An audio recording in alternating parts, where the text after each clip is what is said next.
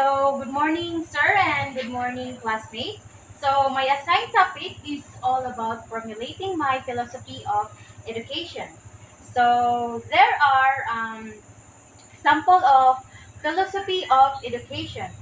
Um, so, my philosophy of education as a grade school teacher is I believe that every child has a natural interest in learning and is capable of learning. So, this means that every child daw is na ay own perspective of natural interest, like for example is motivation. So like every child is kanang willing sila na ma-motivate para na sila ma-learn and they can derive joy and like satisfaction from the process of learning and mastering new skills. So the second one is an embodied spirit. So this means that this can be interpreted like in different ways. So for example is kanang duo sila sa Ginoo. Then every child can also sense of inherent worth or dignity. So which is very important Junisian in embodied spirit. And so sa every child para manos nila how to treat other religions. Then from the word embodied spirit, it refers to the idea that the human spirit or soul is not separate from the physical body but is intimately connected to and expressed through the physical form of a person. So the third one is can be influenced but not totally by his or her environment. So it means every child can be influenced, but every child has their own perspective also, or understanding like na sila own factors in their life and or environment.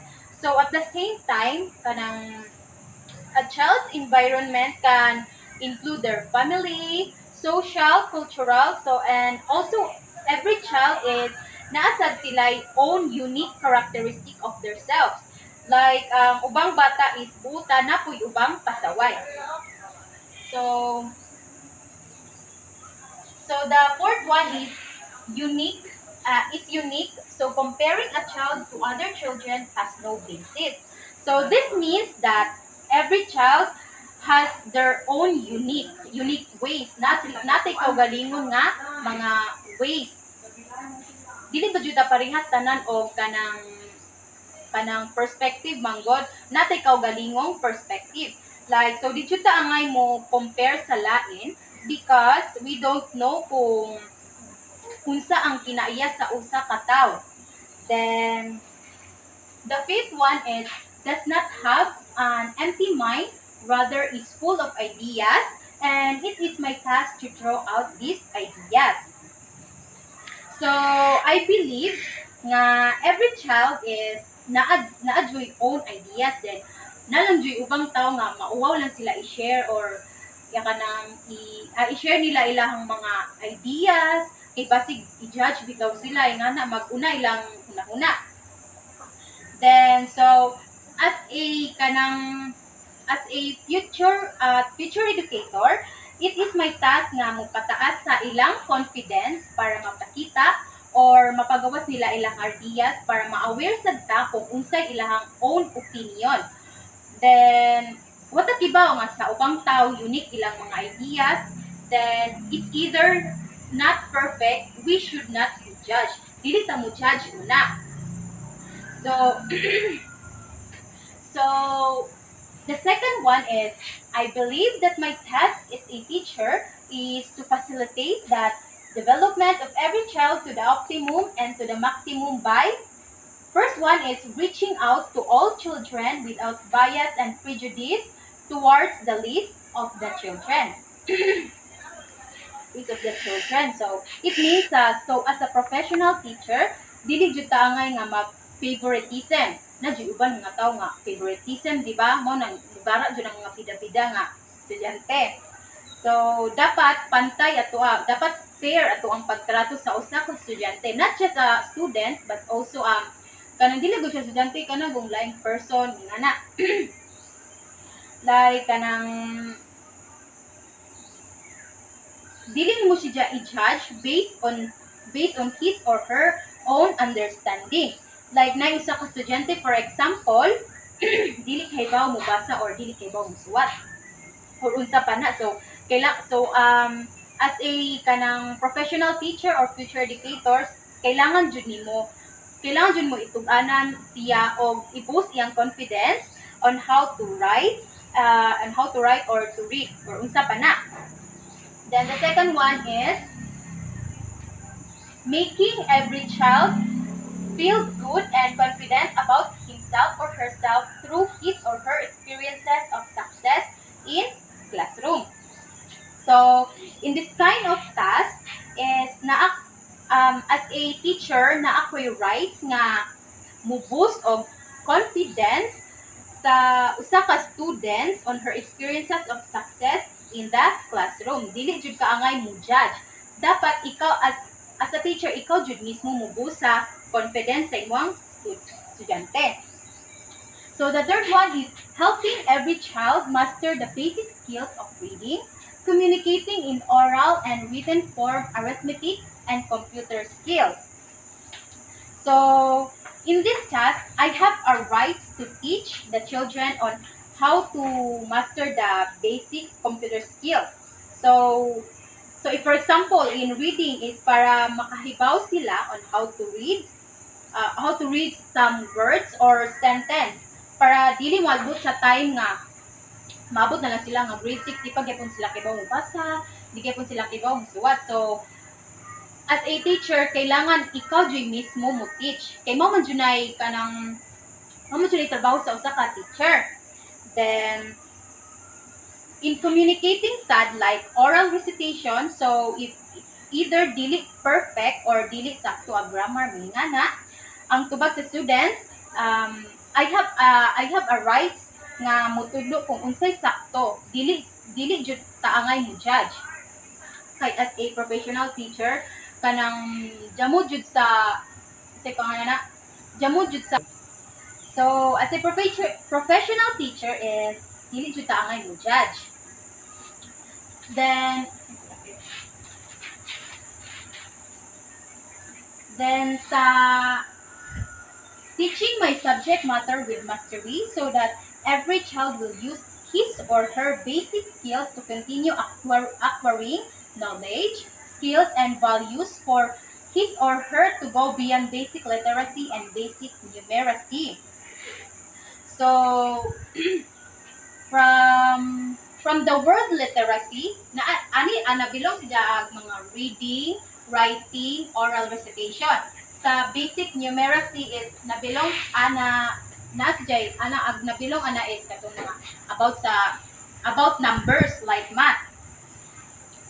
So so as a teacher, I will teach my students with mastery in my subject like kailangan jud nimo isud sa imong utok kung hang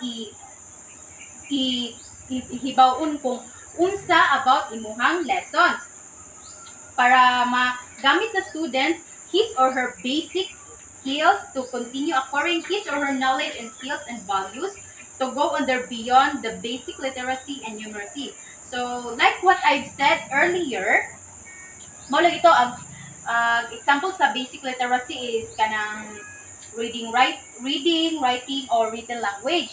Like, pwede siya sa mabilong oral recitation. Then sa numeracy is also kanang about siya numbers. So, agmat ani jud na bilong sa numeracy. Bilong ang mathematical subject sa numeracy kay about si og numbers. So next is inculcating or integrating the unchanging values of respect, honesty, love, and care for others regardless of race, ethnicity, nationality, appearance, and economic status in my lesson. So this means nga need jud ta mo integrate ang values, need na to ikalat kung unsa kanindot ang values of respect, honesty, love, and care for others. We all know nga importante kayo ni sila. Kanang like as a teacher, we should teach the students on how to respect. Kay syempre alangan kung magtudluan nimo na usa ka bata og kanang dili dili mo gamit og like po, opo, ingana. And how to be an honest person, how to love and care for others in our lesson. So kailangan jud na as a teacher, kailangan jud na ko tuduan ang mga students on how to respect, love each other. The next is consistently practicing these values to serve as model for every child. So in short, we should be a role model to our students. Kana to our students or every child. So kay if like ikaw ang maguna-una o pangita nga dili mao, pwede ma-influence ang mga bata ana sa imong binuhatan nga di mao. So kanang like mga bad things good kanang mamalikas may ngana. So we should be a role model to our students or every child. So next is strengthening the value formation of every child through hands-on, minds-on, hearts-on experiences inside and outside the classroom. So in in hands-on, this involves the learning where students typically interact with materials or tools or equipment. It kanang ma-include ang atuang kuan ani kadang kurso like cooking, kanang welding, plumbing, ngana. Kanang the like using sad og mga digital products. So in Minds On, this can engage students on think critically and kailangan nila i-analyze ang information and can solve problem just like using their minds. So from the word minds, pwede na to magamit ato ang hunahuna. So dili jud angay mag-uwaw-uwaw kung naatay own opinion. So in Hearts On, this address the emotional and social skills on their purpose in their learning. So the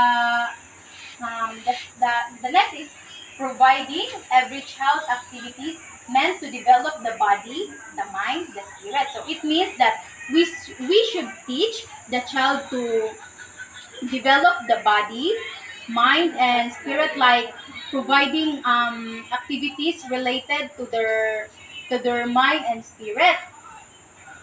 So the last one is teaching not only what to learn, but more important, how to learn. So, it means nga teaching is not just what we learn, but mas more important daw how to learn. Kay it can develop our mindset of every student. So, it is more important jud ang kanang how to learn. Kay kung saan man mo pag learn kung di jud aktibo mo learn. Itaw so mao na to kanang that's all for my assigned topic.